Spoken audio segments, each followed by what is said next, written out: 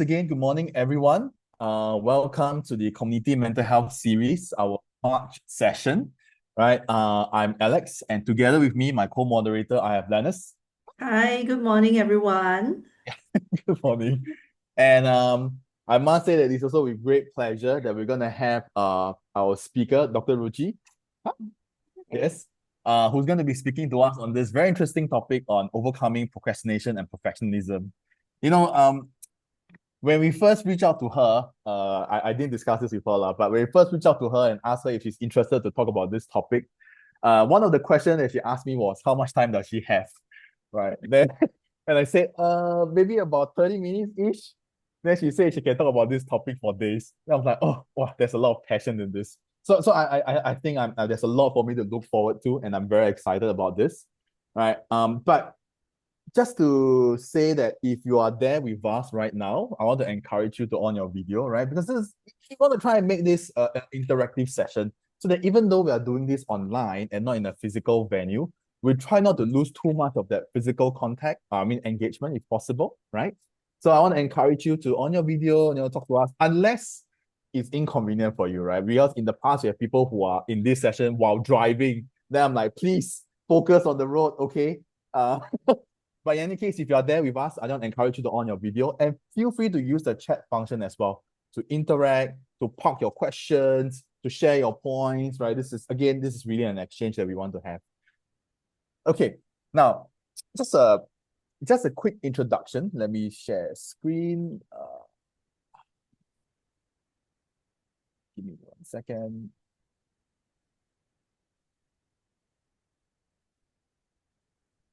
Okay. Okay, so you might be wondering what this whole community mental health webinar series is all about. A quick indication, whether is it a show of hand or click me or yes, who is here not for the first time? That means you have attended our January session, February session, or both, right? Just give me some form of indication. If it's you, you can raise your hand or yes or whatever. Oh, we see Valerie. Oh, okay. Okay. Okay, cool. Right? Okay, cool. So most of you are here for the first time. All right, cool. Next question. Who here have heard of Caring for Life before? Okay, a bit more hands, yay. Okay, cool. For those of you who have only here Caring for Life for the first time, so Caring for Life is really a suicide prevention charity, right? And you might be wondering, what is suicide prevention charity doing, right, in relation to this overcoming procrastination and perfectionism? Because at the end of the day, for Caring for Life, we look at prevention suicide in two ways. One is, if a person has suicide ideation, how do you prevent a potential attempt? Okay, and we have trainings for that. But the other one is a lot more upstream, which is the idea of suicide resilience that's connected to resilience, mental wellness, and self-care and things like that, right? So with regards to this whole portion, it's really a whole spectrum, and there's so much to talk about. And this is why we create this community mental health webinar series, where we want to touch on different topics and invite the subject matter expert to address them. And I want to encourage all of us here not to waste this opportunity and ask all the questions that you have. And please direct them to Dr. Ruchi and Lanurse. All right. I'm here only to ask questions. Okay. And this is really an opportunity. In January, we actually did a topic on fresh start, right? And how do you also manage the stress around that? And many of us does have that kind of challenge. I don't know about you, but I never seem to meet any of my New Year resolution every year. Right, it's a problem. And in February last month, very interesting topic about optimizing sleep for physical and mental wellness.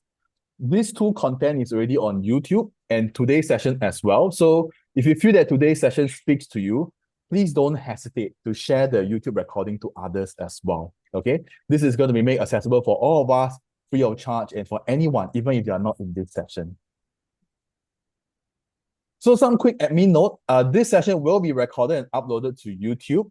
During the presentation, all participants' microphone will be muted and questions will not be taken at that time. But if you do have questions, right, you can either pen it down somewhere on your notebook or you can put in a Zoom chat. Because later on, there will be a Q&A, which I'll read out the questions as well, okay?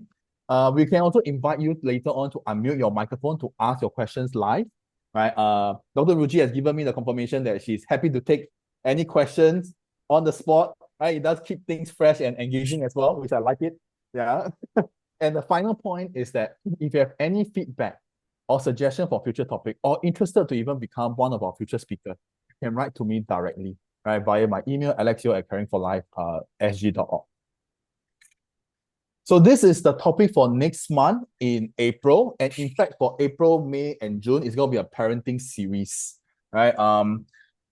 And I have to say that it's not just for parents, okay? It's really pretty much for anyone who have contact with children, adolescent, or youth. It's good for us to know as well, right? And even if you're not in contact with one, no harm knowing as well, because you never know in the future, right? Who you might come interacting with. So in April, it's gonna be on the topic of parenting across developmental stages. And our guest speaker is someone from Focus on the Family Singapore. I think Focus on the Family is quite well known. I don't need to elaborate too much about this. But this is really one of the rare opportunities where we have someone from there to speak on this very important topic. And also for May and June, we have other topics on parenting series as well. So I have these two QR code on the right side. You can scan the first one to register your slot directly. Again, it's free of charge, right? Please take note that the timing for this is 2 to 3:30 p.m. on 11 April. Okay, so please take note of that. If you can't make it, it's okay. You can always scan our, later on I'll flash the YouTube channel. You can just subscribe to it and look out for the recording. Or you can follow our Eventbrite page, right, which is the second QR code below. So you can be notified for any other events that's coming up. Now, because you all are here with me, so I'm going to share some first-hand knowledge, okay? So think of it as a bonus or privilege, okay? We're going to have two big events coming up. In September, we have the Community Suicide Prevention Summit. There will be a lot of very important topics that we're going to touch on where you'll deep dive on suicide prevention work for different demographics, such as for people with ADHD, people with disability, and even for vulnerable women as well, right? There's going to be a lot of topics on this. Last year, we did our first run. It was very successful, I feel, and we want to keep this effort going. The idea here is to design content that is more for the general public, for all of us here, and also walk away with some practical knowledge and skill set, right? It's not necessarily more, it's not maybe for clinicians as per se. If you are a clinician, you want to deep dive further, we can connect separately and I can recommend you to other events as well. But this particular summit is designed for all of us. Another event that's coming up on 3rd October. All these are not official yet, so you all have first-hand knowledge, okay? It's going to be on arts and mental health. This is co-organized with SUSS, a full-day event on using different aspects of arts, which includes visual, music, etc., right, to look into increasing mental health literacy and how can we also use those as part of a therapeutic effect as well. Very exciting stuff. They're all free of charge, and I really hope that you will block your calendar in advance, wait for the announcement, and then come for the event. Yes. There's one more coming up. Anyone knew that March is actually Self-Harm Awareness Month? Do you all know? I mean, we are all familiar, right, with the concept of self-harm, right? I mean, even if you have not encountered someone who has attempted self-harm, we probably already heard of this word somewhere, right? So, but this is a very, very important topic in my opinion. And we are privileged to have these two speakers. It's divided into 2 days. On the 14th of March, which is actually this coming Saturday, will be the first segment will be on understanding self-harm in children and teenagers by Dr. Kelvin Ng from IMH. And then on the 28th March, which is 2 Saturdays later, is on emotional and physical first aid for self-harm, right, by Miss Leon from Crest Youth Shine. Right. So again, this is a free of charge event.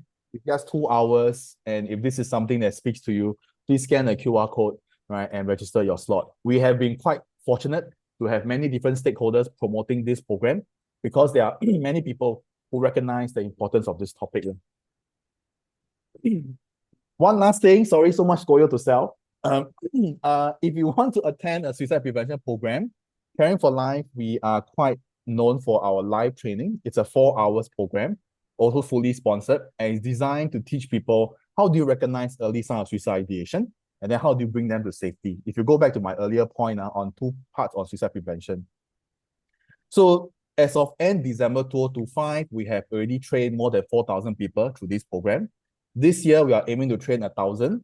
So I hope that if this is something that speaks to you, right, you can scan the first QR code because we have some available slot for the 18th April, next month, Zoom session, 2 to 6 p.m.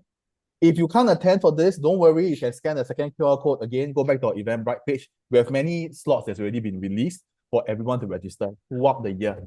And there might even be new ones coming up as well from time to time. Right. So again, if this is something that speaks to you, please don't hesitate to register. Right. Or share this out for anyone else, or even community. If you want to run this for your own network, connect with me directly. We're happy to discuss to see how we can run for your group of people. We have done this in many different settings, from online to in school, in offices, and we have been doing about a few runs already in people's home as well. So it's a very interesting program in my opinion, and a very, very important one. Okay, enough about myself. Oh my gosh, so sorry. I have to must do my work lah. Must sell this for you a bit lah. If not, later my staff ask me how come we never promote all this. But let me just stop share, right? I think maybe just to speak to learners first, because most of the people here, they are here only for the first time, right? So maybe you can introduce a bit about yourself and how did you Okay. come about. Yeah. Hi, morning everyone. Yeah, so my name is Lanurse. I'm actually a practicing psychologist. Um, Currently in the private, I guess I sell myself a little bit. I'm in the midst of starting my own. Finger crossed renovation goes okay. Um, yeah, so actually, it's an honor for me to for Alex to invite me to do this together. Doing community work has always been something that I'm passionate about.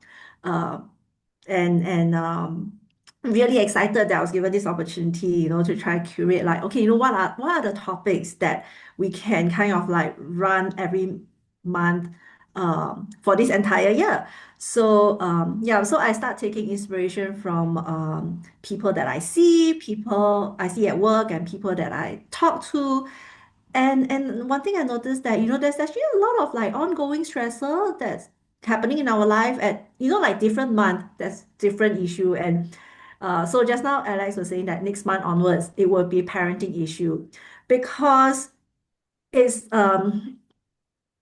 is where all the festive seasons are over. Parents Mm, starts diving into, getting their kids to study. That's where the teachers parents meeting up, preparing for mid-year exams, and for those where their children are taking the national exam, then is a is a much more important year. So yeah, so that is where, the idea comes from, how we're going to curate, and we try to match like every topic that will meet certain kind mm, of stressor that we are likely going to experience in our life during a certain part of the year. mhm, Yeah, so I'm really glad that, we are having returning participants. mhm, Um, and we hope to see a lot more of you in our very near future upcoming sessions. mm. Or it'll be even better if I get to see you all every month. Yeah. I guess maybe to learners, right? Mm. And I'm gonna ask everyone else as well, okay? So two big words for today, right? Procrastination and professionalism. Which is a bigger struggle for you and why? And this will be for the rest of our participants here today as well, right? Feel free to unmute yourself to share a little bit, or you can even type in the Zoom chat. So basically, two words: procrastination, professionalism. Which one is the bigger struggle for you and why? Yeah. Procrastination. Oh, really? Why? I think my own reflection is that I don't like to be bored. Oh, So unfortunately, in our life, there are going to be things where we feel like, oh my God, this is just so boring, but I have to get it done. So I always find myself kind of like caught up in this cycle where, mm, I will delay. mm, Mentally, I will keep, I need to do it. I need to do it. I must do it. And I will always delay until, like, oh no, I got not enough time. When I start to panic, mm, then dive in, try to get the work done. mm, And most of the time, I will just end up not being that happy with the quality of the work. So Mm, that's the professionalism that comes in. That I yeah, just feel lousy about it. Like, damn, I should have, managed myself better. So yeah, so that is procrastination is actually a bigger issue for me. yeah. And I'm still And, learning. Jenna, did I pronounce your name correctly? Yes. Okay. For her, she said both for her. Professionalism ended up with procrastination. Wow, that speaks to me quite a bit. Um, for me, and I'll close with that. Now I'll pass to Dr. Ruchi. For me, funny enough, I would like to think that I'm not a professionalism, but each time when I do my work, a lot of thoughts will run through, right? Not only how do I do it better, but what can go wrong. And sometimes I will end my piece of work with a lot of anxiety. This happens a lot, let's say when I hand in my school assignments, or let's say when we do a project like events. As we plan, then my head will just go on an overdrive, like where could go wrong, what could I have done, is there something I missed, da, da, da, da, da, da, da. All the way to the event ends, and sometimes that still runs a bit more during the review and reflection. But I will still tell people I don't think I'm a professionalist, but still, this is something that it seems to be in me, and it does create quite a fair bit of anxiety as well. So yeah, so without further ado, I'm very excited for today's topic. I'm gonna pass the time now to Dr. Ruchi, and for all the listeners out there, feel free to use the Zoom, right, to put in your thoughts, questions, any other things that you want to add in as well. So, Dr. Ruchi, time is yours. Thank you. Just doing a sound check. You can all hear me all right? Very Great. good. I see the nods and you can see the slides. Perfect. Okay. Well, thank you for giving me the floor. I have a little stopwatch here. I'm going to put that on because when you invite someone whose day job is being a professor, speaking for hours is not a problem. So I am going to try and keep this as close to the 35 minutes I have. And yeah, let's just dive in. You can see on the slide, in my title, I haven't used the word procrastination. I've used the word delay. And I have used the word that it's the psychological architecture of why humans delay things voluntarily, intentionally, knowingly. So if you think about what procrastination is, without judging it as good or bad, procrastination is a gap between what you intend to do and your action. Okay. So procrastination simply is voluntarily delaying, sometimes irrationally delaying, because your rational mind, your logical mind knows that this is a goal. I have to do this. I want to do this in some ways. I intend to do it. But when it comes to doing it, there's a gap. So that irrational delay is what we're going to call procrastination. So just wanted to clarify that that is the definition we're using. Couple of things, it's voluntarily. It's voluntary. Okay, so there's choice. There is constant choice that we use our time, attention, energy to do something else. So I'll give you my example of how much I procrastinated over making these slides. So when I was asked to do this talk, I love this topic. I read about it. I know all the research on it. So about 2 weeks, 3 weeks ago, I already started thinking about this talk, right? So I'm reading on procrastination. I'm finding the latest meta-analysis so I can help you guys understand the science behind it, but I'm not making the slides. Okay. I'm just not getting to the point of making the slides till Alex writes to me and he says, I want your slides. And I was like, oh no, now I have to make the slides. Like, do I really have to make the slides? Why didn't I make the slides earlier? Right. So, and I literally last minute put together all my notes, which I was making mentally, but delaying the act of putting it on slides. Okay, and irrationally doing it. So yesterday, he asked for the slides. In the morning, I got up and I gave myself 20 minutes. I said, okay, 20 minutes, I'm going to have my cup of coffee. I'm going to sit down and make the slides. Just when I sat down on my computer, I decided, oh, I need to clean my drawer. So I got up and I cleaned my drawer a little bit. I justified it that it's okay. I really need to do it. It's important. Then I went out to get another coffee and I saw my plants. And I saw one plant was like sort of dying. So I decided, oh, it's very important for me to repot this plant right now. Okay. So I took the two plants, I took my cup of coffee, and for 35 minutes, I planted the plants. And my plants were looking very nice. I watered them, I put them on the desk. Then I came back to my computer and started making the slides. Okay. Now, I didn't start making the slides immediately as I planned. I did all of these side businesses.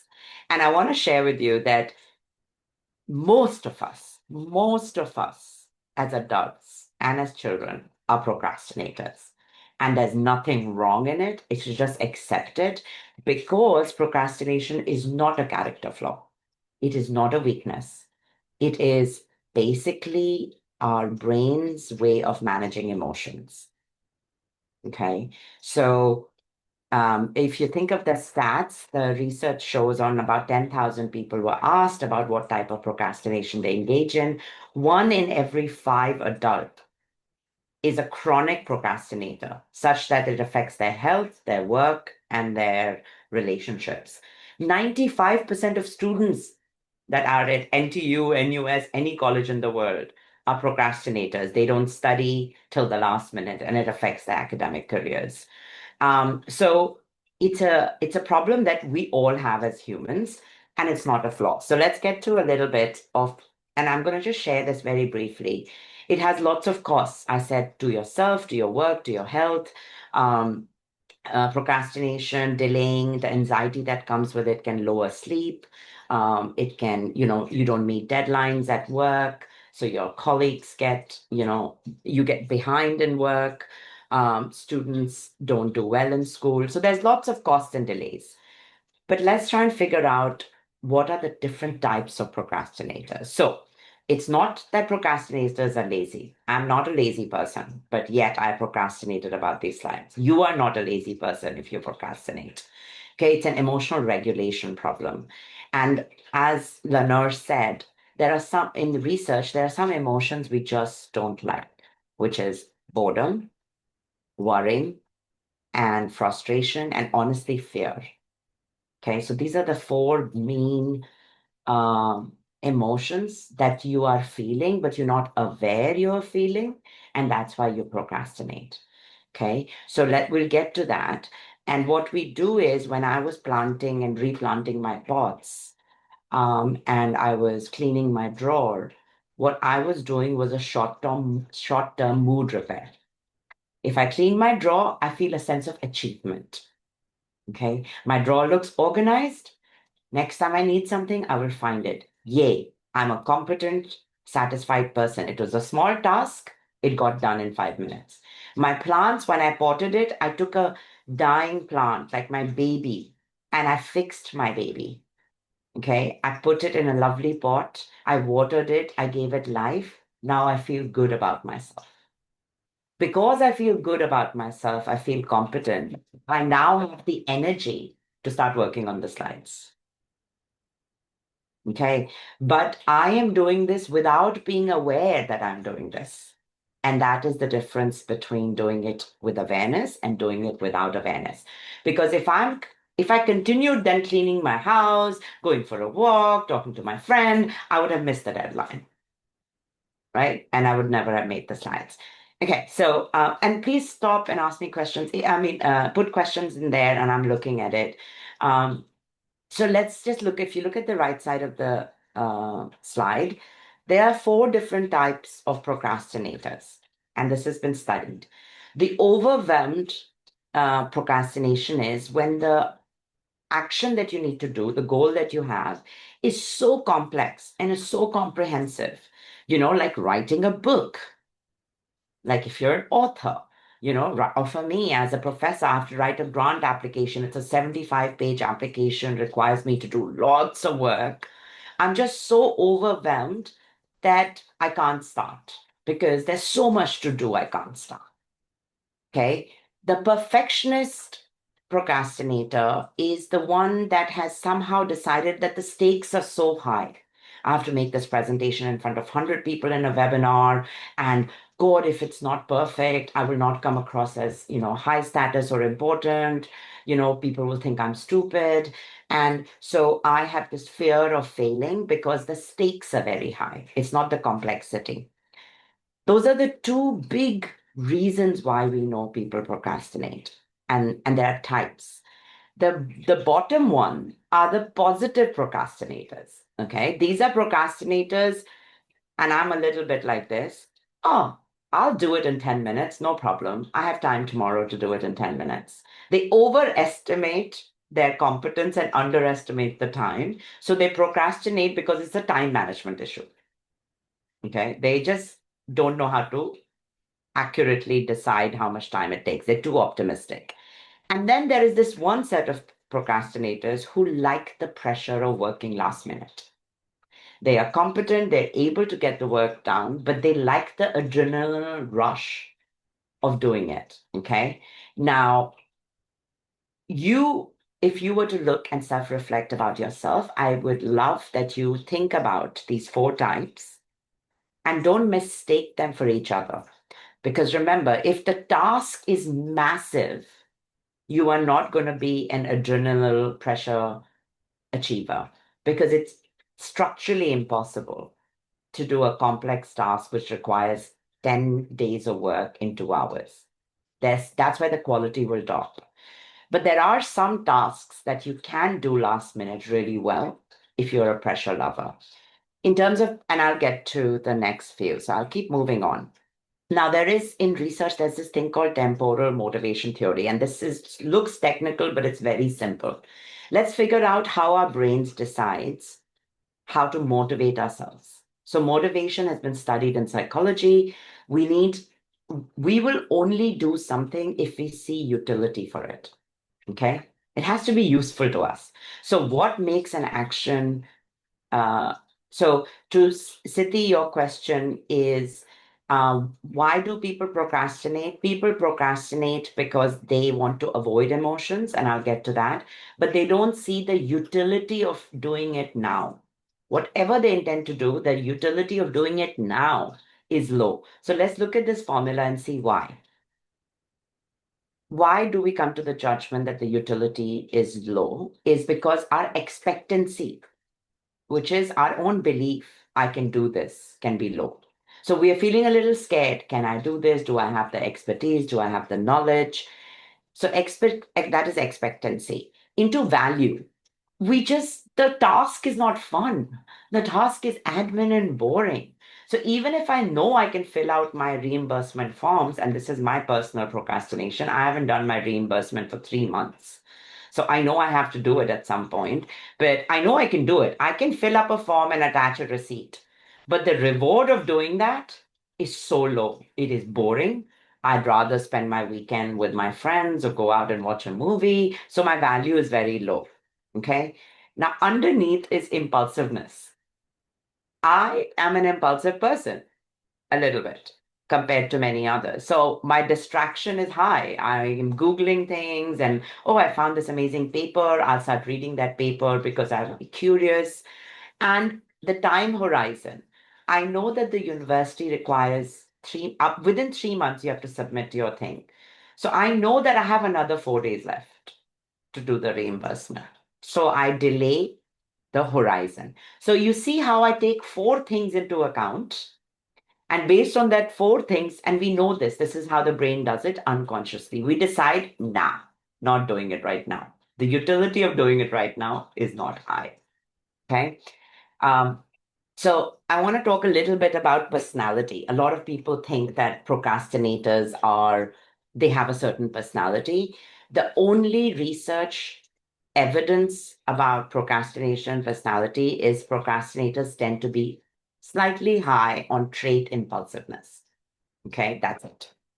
So if you have low confidence or you're high confidence, both type procrastinate. I can be a subject matter expert. I can have all the confidence in the world, but I will still procrastinate.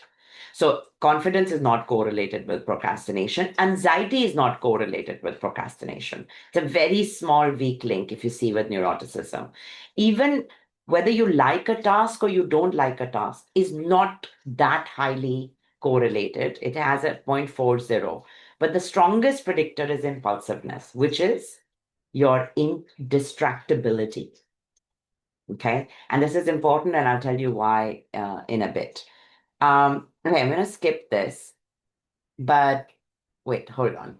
So I'm going to stop here because perfectionism, procrastination has a lot of things in common. I will talk about the common things in a bit.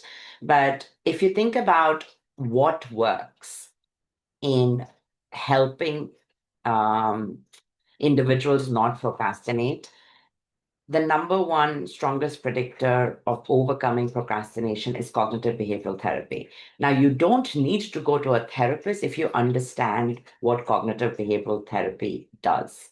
What it does is it shifts your mindset. And to shift your mindset, the first thing you need to do is you have to be aware that you are avoiding an emotion. Okay. So if we go back to types of procrastination, so think about it. If you're getting overwhelmed by the task size, if it's very complicated, what is the emotion behind it? The emotion behind it is, oh my God, I don't have the time. It's going to take so much time. Or I know I don't, it's so complicated. This one piece in the middle, I'm not sure I have the skills to do it. Like, do I need help? Do I need resources? These are the emotions that are playing in your head that you're not aware of. So the first thing is you recognize these emotions, and then you manage your mood by taking different methods. So if you're an overwhelmed negotiator, your first behavioral way of overcoming procrastination is the Swiss cheese method. Okay. It's a very simple method, but it's amazing, which is when the task is too big and too complicated, you have to poke holes in it. That's it. Your goal should not be to complete the whole book. Your goal should be to write a page a day. And to write a page a day, you can decide, I will only commit 15 minutes. And I will write for 15 minutes, whichever chapter I feel like writing about. I don't have to write from chapter 1 to chapter 10 if I'm writing a book. And I don't, because remember, writer's block is also an overwhelmed procrastination. Okay. Because if I have to write my first chapter, then I have to know what my first chapter is. I have to know what my second chapter is. That means I have to have planned my entire book. And then I feel so scared that I won't write it. So the Swiss hole method says, even if you're avoiding something, so like yesterday, I was avoiding the slides, I used this method. What I did was I took a piece of paper and I was having coffee and I just like put a 2-minute timer, 2-minute timer. And I said, okay, I'm just going to think about the structure of my slides for 2 minutes. That's it. I'm not going to make the slides. I don't want to make the slides. It's boring to make the slides. I don't want to do it. But I will for 2 minutes do it. So I did it for 2 minutes and then I went and did something else. Then I increased my time. I said, okay, 15 minutes. That's it. I will check my emails after that. 15 minutes, I did some random part. I just wrote down 2-3 words. Don't forget to put the behavioral tactics, make the presentation practical. I just conquered some basic thoughts. Okay. So that's the first Swiss cheese method. The 2-minute rule is also similar, which is sometimes that it's different, but it's similar. Sometimes tasks that take less than 2 minutes, just have a rule to not delay them. So when I see an email, I categorize my emails into less than 2 minutes and more than 2 minutes. I have a folder. Okay. So the first thing I do is I look at all my inbox and I'm like, okay, there are 50 emails. The less than 2 minutes are like, thanks, appreciate it, we'll get back to you, noted, blah, blah, blah. Or something that even goes, yeah, I am away, I will get back to this in a week or something. And I move them there, and then I put a timer, and I put a 10-minute, 15-minute timers, and I'll say, I will get the 2-minute jobs done. And the longer email I will come to when my emotional state is okay. Okay. The other thing is, and the third one, stimulus control. is remember the biggest predictor of procrastination is distraction. So the biggest predictor is distraction. And if you're high on impulsivity, you have to remove the physical distractions from your environment. So I know that plants are my distractor. Okay, so the one thing I never do is have plants in my study. Like I know I will see a plant and it'll remind me that I must go and take care of my garden, even though it's not important right now. Okay, so you got to remove and block. So phones, some people might, get distracted by cleaning. So if you get distracted by dirt and cleaning, keep your workspace so clean that when you sit there, you're not reminded about cleaning your house. Okay, so that's the stimulus control. And proximal goals is another known strategy, is you break down slide making, which I did, by the way. When I agreed to do this webinar, I broke it down into 2 or 3 broad pieces. One, if I do this seminar, I need to update myself on the latest research. So I decided I need 15 minutes to download all the PDFs. So I made a 15-minute download PDF task. And I did it in between when I was sitting in my bus with my laptop. Okay. So I finished it while traveling. Because it was a 15-minute task, I could do it. The next 15-minute task was for me to, decide the outline. So I was waiting outside a doctor's office, and that's when I did it. So you see how if you break it down into micro deadlines, the pressure of connecting it all and putting it together and this spend 6 hours trying to plan this webinar, that pressure goes away. And this is one of the behavioral strategies. Remember, avoidance of boredom. There was a question, how about avoidance of boredom? Boredom is also an emotional management tool. So I'm going to go back.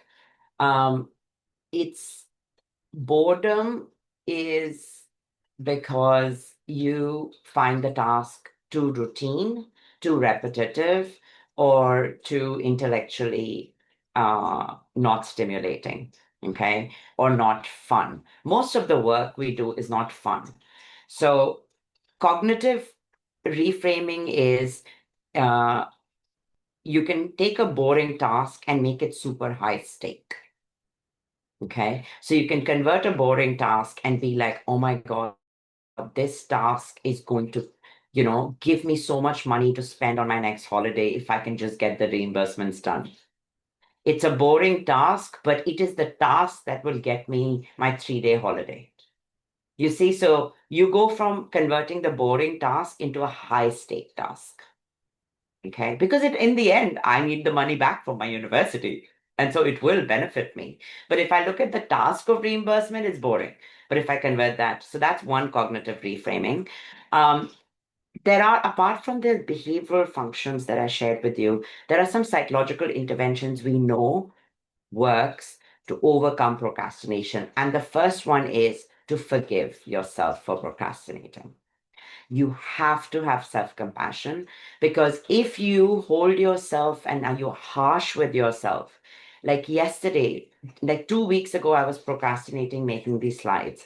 If yesterday I cursed myself and Alex asked for the slides and I said, Ruchi, you're so stupid. How could you not have made these slides in advance? Why do you do this, Ruchi? Why do you always leave things for the last minute? Oh my God, you're 45 years old, you're a damn professor, and you still don't know how to handle your procrastination. If I said those things to myself, what I'm doing is I am increasing my guilt and I'm increasing my overwhelm, and I would not have been able to make the slides yesterday. So the way I was compassionate was, when I was cleaning my drawer, I was aware I was procrastinating. So I still cleaned it. I did not clean my drawer. I didn't stop myself from cleaning the drawer, planting the plants. I told myself, Ruchi, you're doing this because you're nervous. You're scared, not scared, nervous in the sense you need this for yourself. Do it. It's okay. Put the plants, you feel better, but promise yourself after you feel better, you'll go and make the slides. So I was talking to myself with self-compassion.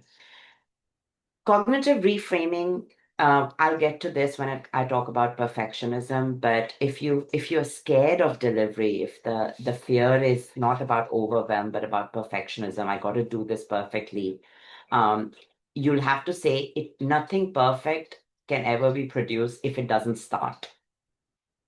Okay. So I want perfect. Let's not try and control my perfectionism instincts right now. That's okay. But for something to be perfect, something has to be on paper. Okay. So I will say, okay, what I am going to, my first set of slides I'm going to make is just a draft. If it's a B-1, I'll give myself only 15 minutes. I'll just put pointers and that's it. I will not expect it to be good. And I've already covered the emotional management. So I'm going to stop here for a second because I'm going to close the slide share because I have a different set of slides for perfectionism, try and link the two together and then bring it back to you. So while I do that, please feel free to, if you want to ask questions or you want to use this time, but I am trying to find the next slide. So just give me a second.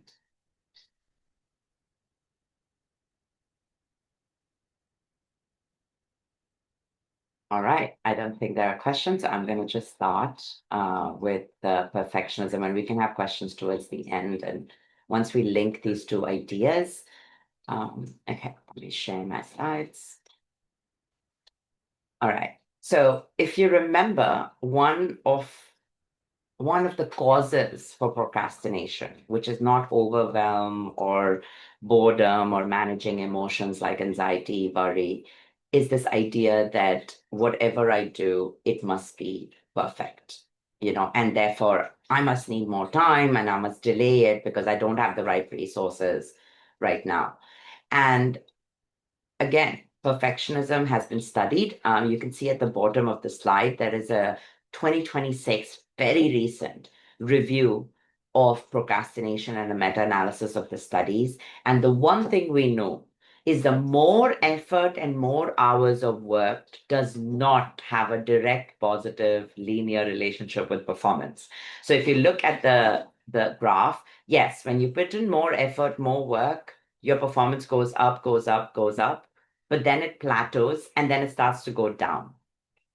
Okay, so that is the data and evidence that in pursuit of flawlessness, if you just believe that putting in more effort and more hours will have a linear positive, always increased value and performance, that's not true. And the reason that's not true is that we might fuss over things that are less important and lose focus, lose energy, lose motivation and interest and curiosity. So let's think about what we know about perfectionism.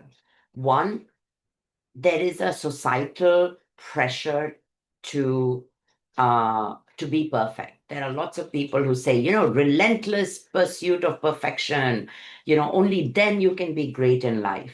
Like if you do everything flawlessly, you'll be awesome. These are some things we've learned in our childhood or we incorrectly assume. And what we know is that people who have this relentless pursuit of perfection, they get off the road of effort far quickly because they are very sensitive to failure. They're very sensitive to bumps in the road. And the minute they have those bumps in the road, because they are so perfectionist oriented, they get a lot more stressed.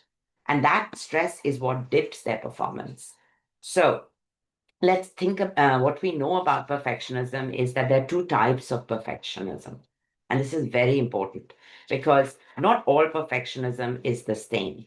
So the first perfectionism is what we call in research is perfectionist striving, which is the drive, which is a tendency for people to set high standards, to work hard, to be organized, to have a sense of achievement. And that is called a perfectionist striving. And we know that that drives helps you perform and helps you learn, helps you get ready. Like athletes have perfectionist striving. They have the drive, but they don't have perfectionist concerns. Okay. A part of perfectionism is fear of mistakes. it is the perfectionist concern is a fear of failure, fear of mistakes, and a conditional self-worth that I am good only if I make the perfect slide. That my knowledge and my webinar will be horrible if my slides are bad. Okay. So versus I want to make good slides. I want to make sure I make the good slides so I remain structured so that I cover all the points that I want to cover and I achieve the fact that I want to talk about something that benefits the audience. Okay. That's a perfectionist striving.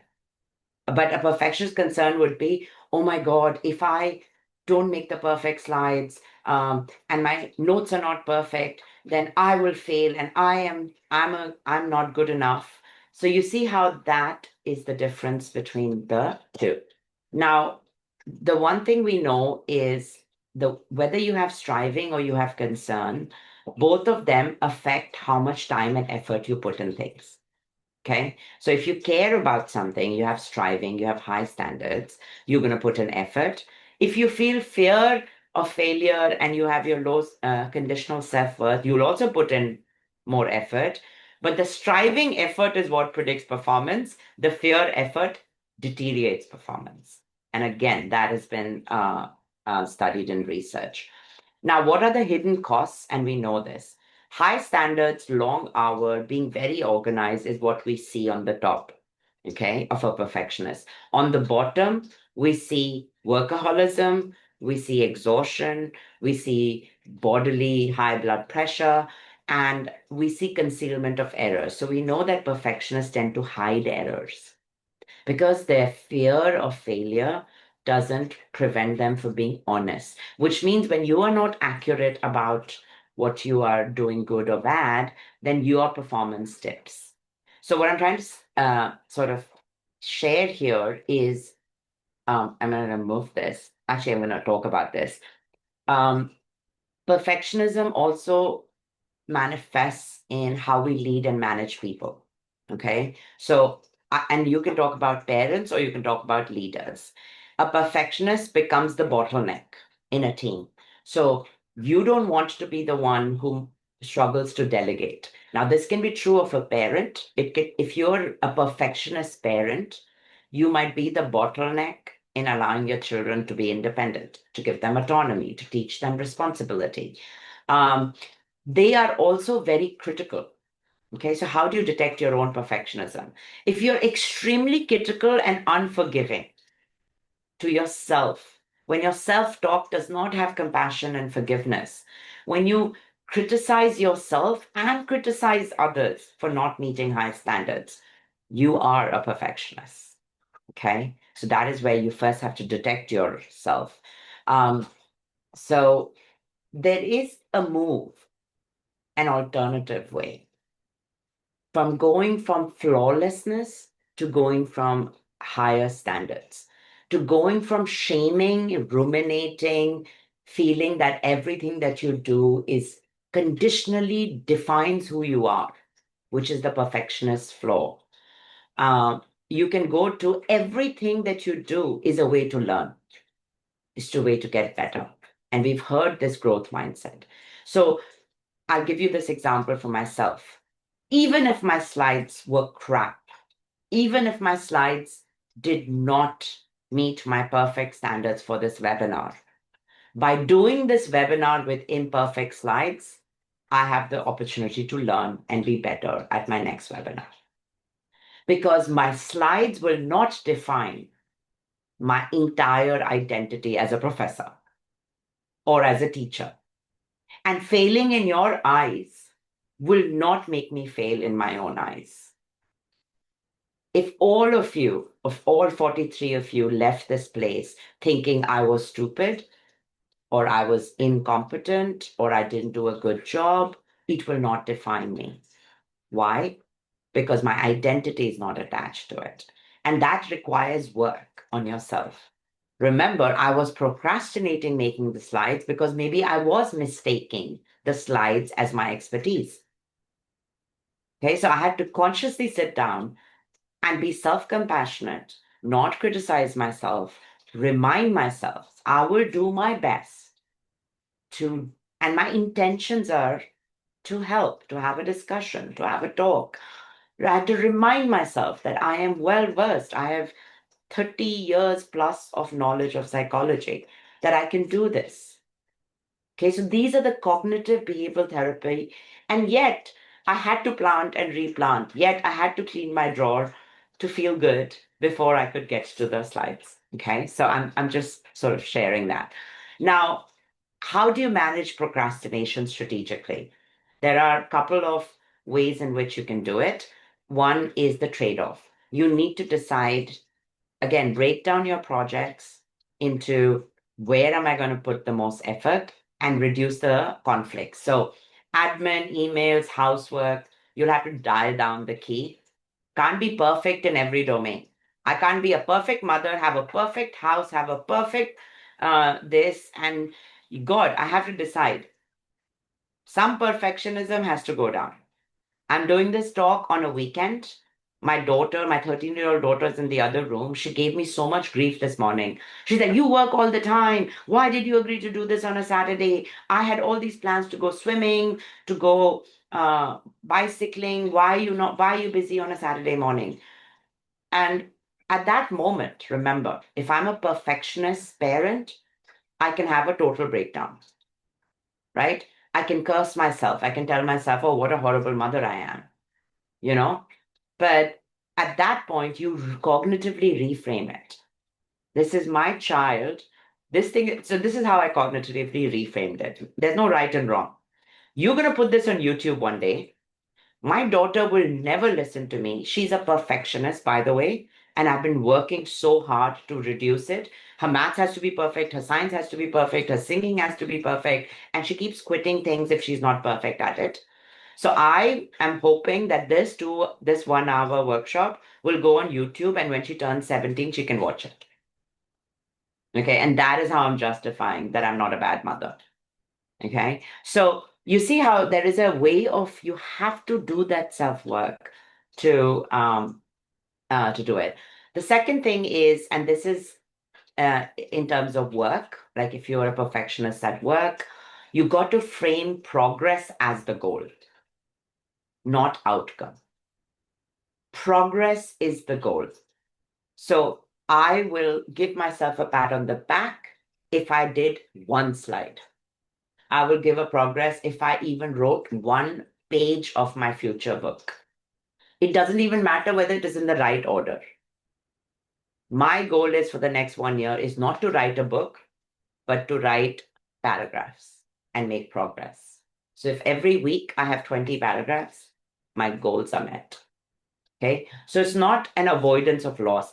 If I keep thinking about the bad book that will come out 1 year from now, I'll never get started. So we talked about cognitive mind shifts. There is one more thing that, sorry, I know I'm a little over time, but if I have another 5-6 minutes, I'll cover the, okay, good. So perfectionists tend to have an all or nothing thinking. Okay, anything less than perfect is a total failure. And this distorts their reality and leads to self-criticism. So they have, if I can't do something perfectly, I shouldn't do it at all. And this is the difference in mindset. Progress matters more than perfection. Flawlessness without anything getting done is a failure. You can't have a flawless book without the book existing. Okay, so that is the first thing. So in research, we call this strategic mediocrity. Okay, so how do you go from perfectionism? Is you try and do these behavioral experiments. You just have to start practicing this. Okay, if you're a high perfectionist, you have to ask yourself, what is 80% of my ideal? What does 80% of my ideal look like? Even if it misses the 20%. So I'll give you my example. My slides right now are at 60% of my ideal. You know why? There's no animation. There's too much text. I don't like it at all. Okay. Because my ideal slide should have far less text, it should have had animation, I should have been able to show you one by one what points I'm making. I'm going back and forth. I don't like going back and forth. I should have thought more about the structure. You see how flawlessness will interfere in getting it done. Now, yesterday I decided my webinar is not about my slides. My webinar is about the content, and it's okay if the content comes in 60% worse format than I like. Okay, so it's a B minus for me. And I'm running this in B minus. When we open it for discussion, please give me positive feedback, because the research shows that more times I work at 60% of my ideal and B minus, I learn to focus on the more important things and not fuss about the other things. Okay. The other way, and this is related to that point, the other way you can reduce your perfectionism is keep a diary of every time imperfect work has led to good outcomes. Okay, keep a track. And now I've done this. I can walk. I used to obsess for days before I did a 3-hour class on the design and all of that. But after I went in with 60% of my perfectness, I realized that the outcome was pretty good. Okay, so I started keeping a log of it. What it does is it reduces your tendency, your flawless belief, because your flawless beliefs comes from the idea that without flawless performance, you are no good.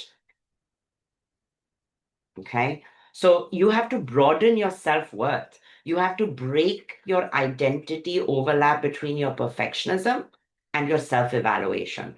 So it's almost like the behavioral experiments. You have to schedule being imperfect. You got to go into this world imperfect, look at the outcome, and gain from the evidence. And that is sort of one way. This is not so important, but it is linked. Perfectionism and procrastination are related, remember. When you're a perfectionist, you will procrastinate more and get overwhelmed with high-stake complex things. So use the Swiss cheese method. Poke holes. Imperfect first draft, B minus 60% ideal holes. Do random bits. Any small task, get it done. Use the Pomodoro technique, which is about 25 minutes, short breaks. Close the outcome and don't look at it from a perfectionist position after 25 minutes. So all of this research shows that micro starts help you to not obsess about perfectionism. And at the last but not the least, perfectionism is also a self-regulation, self-compassion issue. So you are trying to reframe procrastination. You have to remember that you are not lazy, you don't have a character flaw, you're not an awful person, you are just scared, you have some doubts, you're feeling worried, you're feeling bored, and it's okay. We are human. Feeling scared about how I look in front of 100 people in a webinar is very normal. I'm not a stupid person. I talk to thousands of people in a day, but I still feel anxious before I make a presentation. And it's okay. It's normal to feel anxious. Now, I have to sit down with it and be like, why am I feeling anxious? Do I need to just breathe? Do I need to go talk to a friend? Do I need to go for a walk? Can I make a little dent on the task? So that is the self-compassion that you need to have, and part of which is forgiving your past. Watching this webinar, I don't want you guys to be like, oh, how much of life I have wasted not being perfect, or I wish I could have done this differently. It doesn't matter. It's all in the past. From this point onwards, I'm going to be compassionate. I'm going to do those behavioral experiments, and I'm going to try and understand that none of this is a character flaw. This is purely a regulation of emotion.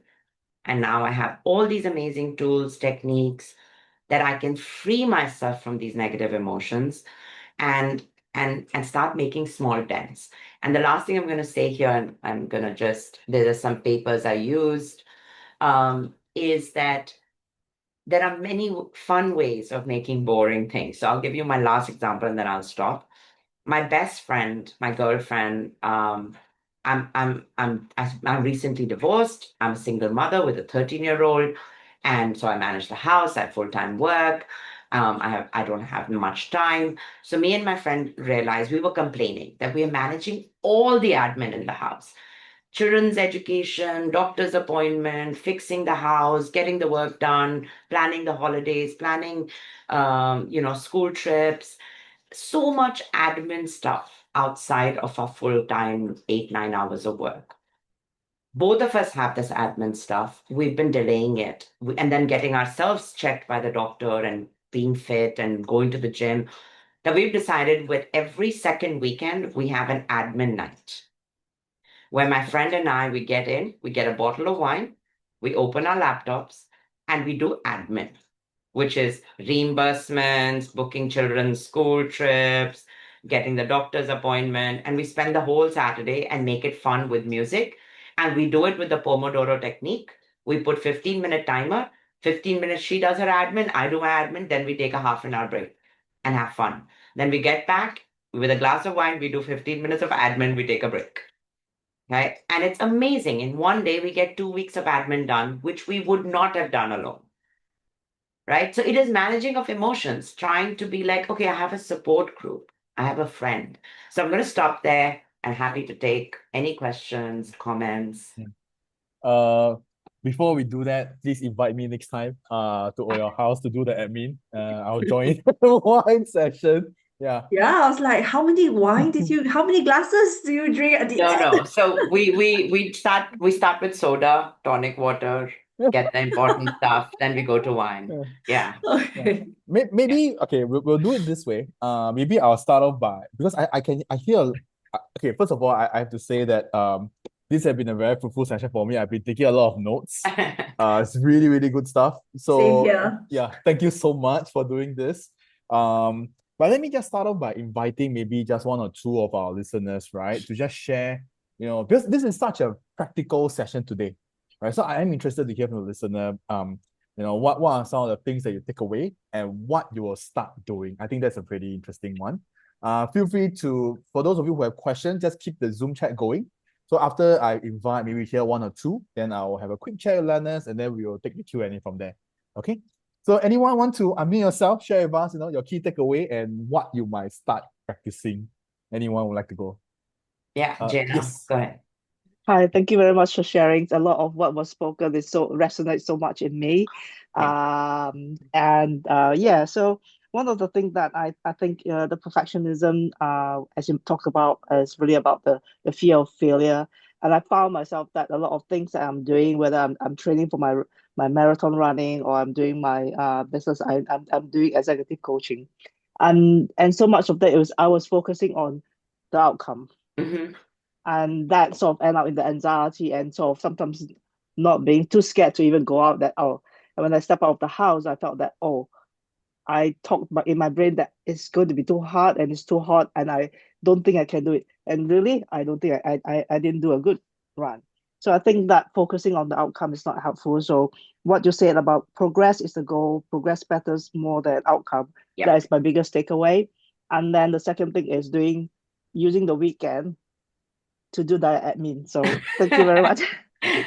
No, and thank you for sharing that. Actually, that is one of the most practical ways of using the growth mindset to become a high performer.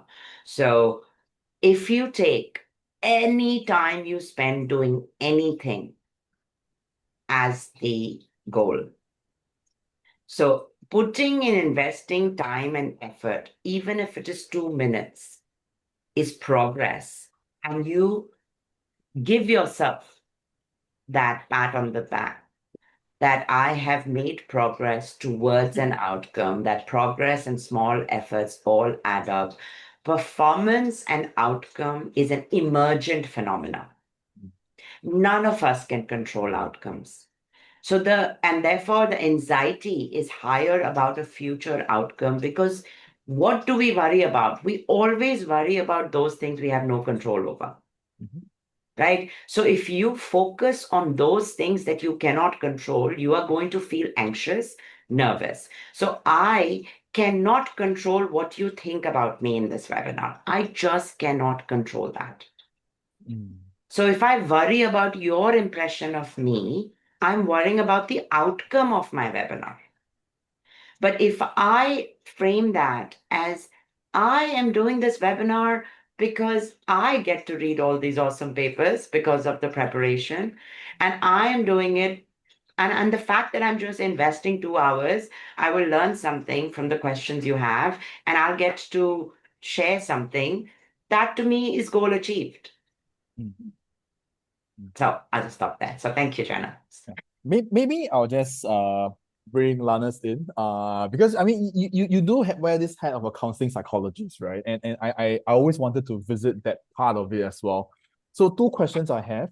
I think from today from Dr. Ruchi sharing, there's quite a lot of it involves self-work, right? So I'm just wondering if is there any similarity on what it might be like in a clinical setting?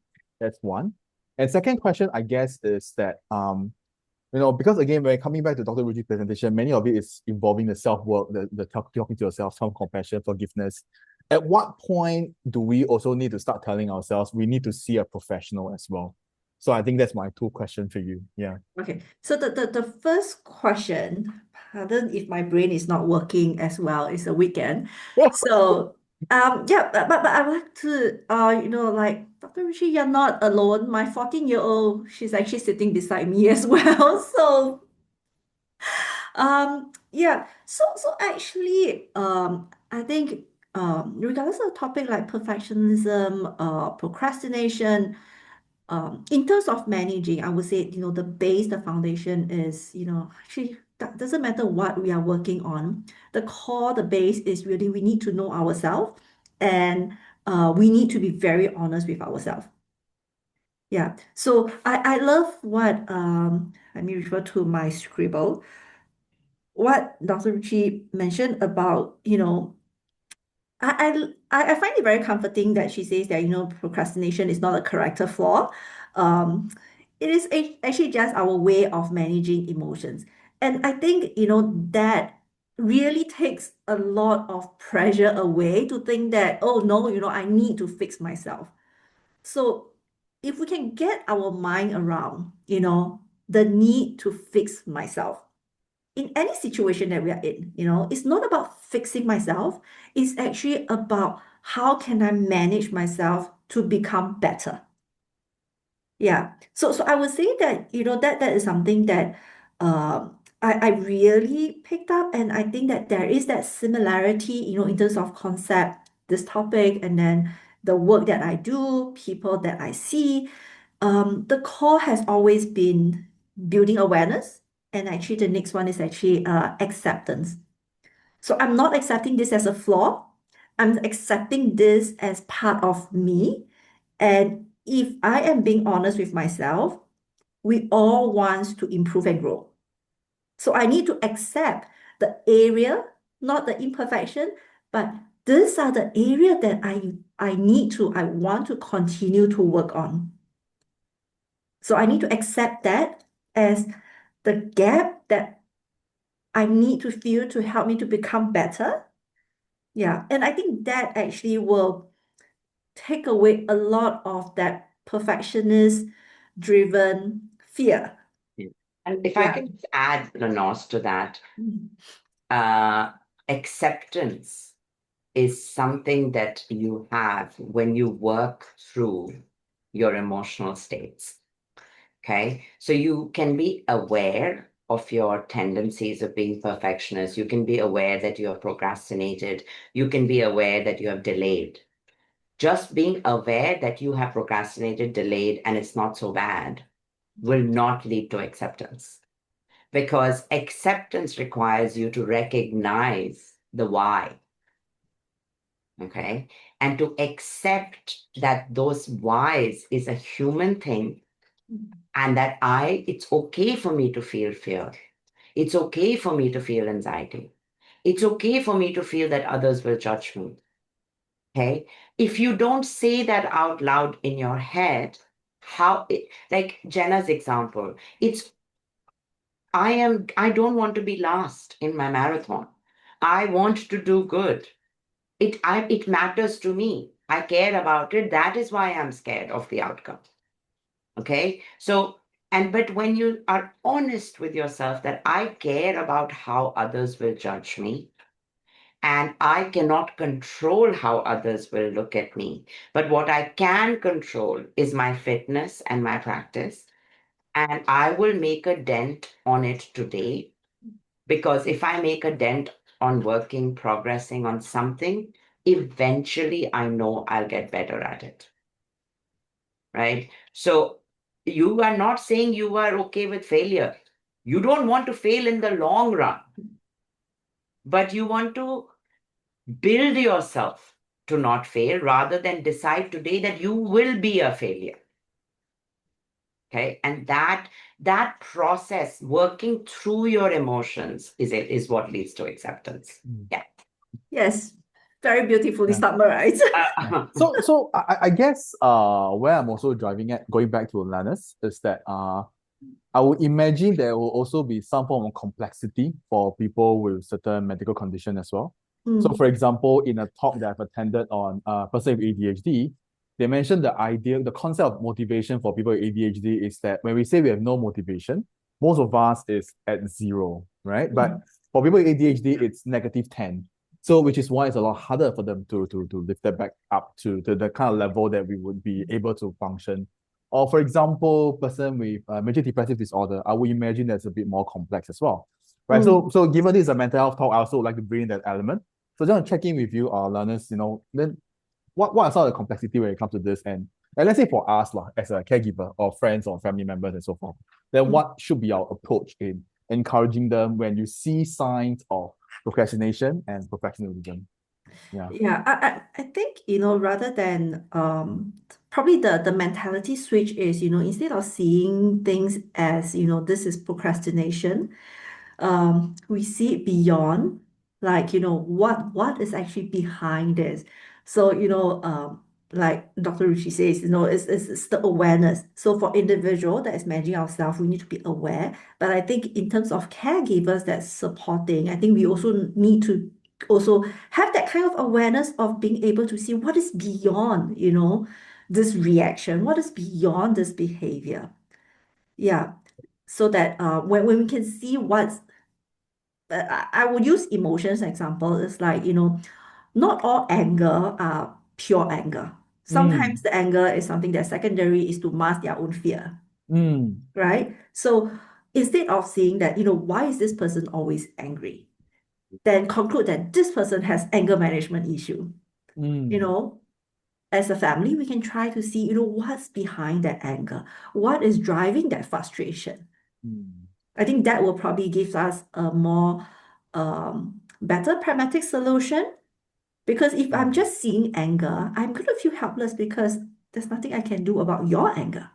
But if let's say I'm able to see what's behind, maybe I will have a little bit more information, more clues to figure out or to start a different conversation rather than let's talk about your anger. Right? So it's like procrastination, if we are talking to kids, it's like, let's talk about your procrastination. I think it's a total switch off. Like we just went to the motherboard to switch them off. Yeah. So it's, more of how do we spin it to what is behind. Yeah.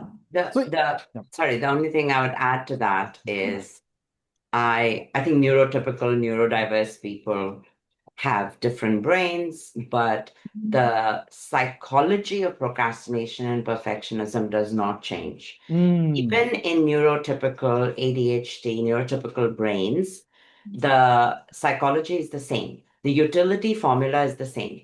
Yes. Something that does not have value is boring, is something that is not novel, urgent, or interesting. So if you have the attention deficit, your dopamine is dysregulated, right? So you don't get the dopamine from doing things that are boring, not within your focus area. So I know that you can create the same dopamine for an ADHD person by creating artificial novelty and artificial interest and artificial urgency. So you can make it into a competition. Hey, let's do it. Let's see if we can do it in 7 minutes. Let's put a timer and see. Artificial urgency makes it fun. then there's a kick, there's a winning in it, right? Similarly, a lot of perfectionism with neurodiversity is about being rejection sensitive, right? Mm. So its fear of failure can become very high and then not doing something. So we can again make it into a Pomodoro technique and be like, we will not judge any half-written things. Like, let's see how many half-written things we can do, or change their definition that half-written things are not lazy or careless. They are just step one, right? So if you reinforce as a parent that doing something halfway and leaving it, if you tell them you're quitting, you're not doing good enough, that is so imperfect, that's not a nice way of doing things, you are creating the problem that will make them perfectionists. So as parents and caregivers and leaders, and I teach leadership, I tell leaders, you create people's perfectionism and procrastination by increasing the stakes so high and giving them negative feedback when they make progress that they become outcome oriented. So, Mm. of that. Yeah. Okay, let's not forget the questions. So in the chat, we have two questions from GH. So first question is, when or where does a person cross over from professionalism to professionalism? And the second question is, in some business circle, they look at or seem to focus on the top X%, maybe top 5%, etc. It seems that it is because 80% of the business or result is from the 20% customer, right? So I would imagine this is a disparity of expectation and also the result. So any thoughts from Dr. Ruchi and Lanurse as well? Yeah. Yeah, so professionalism is a word that I feel is the most ill-defined, misunderstood, and like an umbrella term for anyone to put anything under. Okay, so what is professionalism in one culture is not considered professionalism in other. And if you go to one industry and ask them what is professionalism, they don't agree. So let's get to first define it, at least from what we typically know as common. Professionalism is meeting your promises. Okay, so if you agreed upon something, a standard or a delivery, doing it. Professionalism is being reliable, accountable, completion, delivery, and doing it in a way that benefits the other and the self is professionalism. That is not being perfect is not professionalism. Being perfect means that that you are saying that everyone in this world will meet the highest ideal agreed upon standard consistently, which is impossible. If you're a leader or you're a manager, there will always be mistakes. There will always be, in hindsight, poor decisions, and their standards will change. So, professionalism is not meeting ideal standards, it's meeting agreed upon standards. So, if you are a perfectionist, your problem might be that you are agreeing on ideal standards and then not meeting them. So, the problem is in the agreement of standards, not in the not meeting it.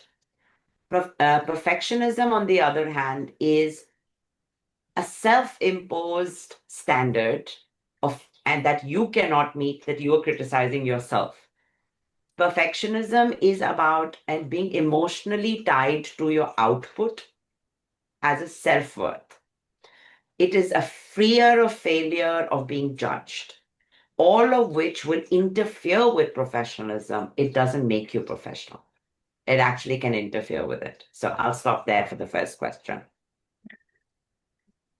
Anything from Lanurse? No, nothing to add. I Yeah. mean, it's like Dr. Yeah. Ruchi is amazing and Yeah. So I guess that also links to the second query, right? On the discrepancy between the expectation and really the end outcome that we're looking at here, right?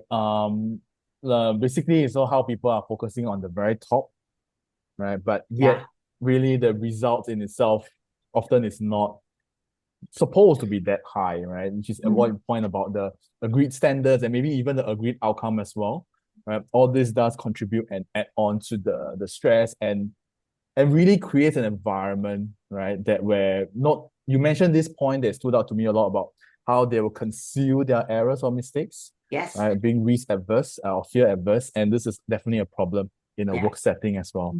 Correct. And this is a thing for leaders. So this question by G.H. Sao about business circles. So if you have a bunch of perfectionist tendency people, the perfectionist concern, not the striving, the concern, fear-based ones, and your manager and your team and your workplace does not set clear KPIs. Okay, you don't have agreed upon standard of output, not performance, of output at the end of every meeting.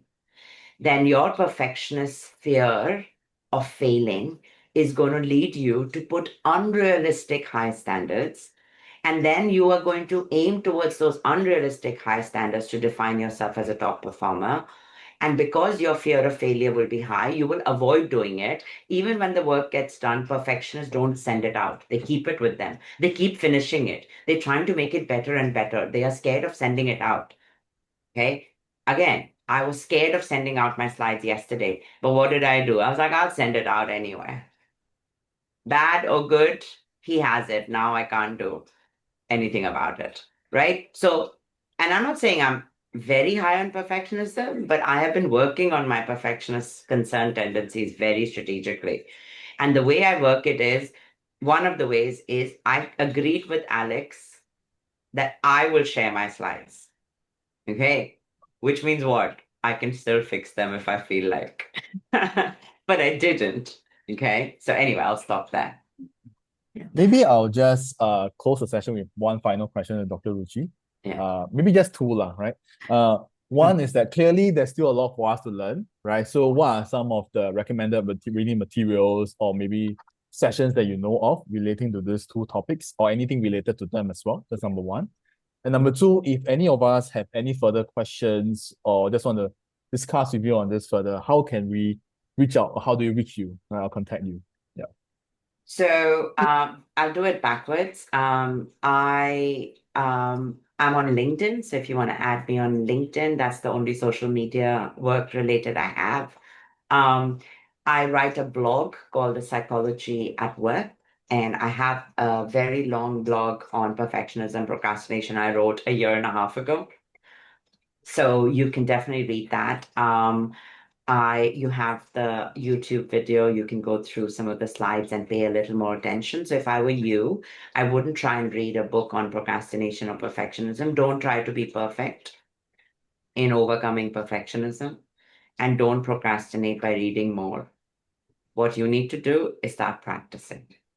So you need to start just pick one or two things. For example, my advice to all of you would be on a piece of post-it note, just write down some of your key false beliefs. For example, if one of your all or nothing thinking belief is, if I'm not perfect, I'm worthless. Okay? Put that on a post-it note and then cross out the not and look at it every day.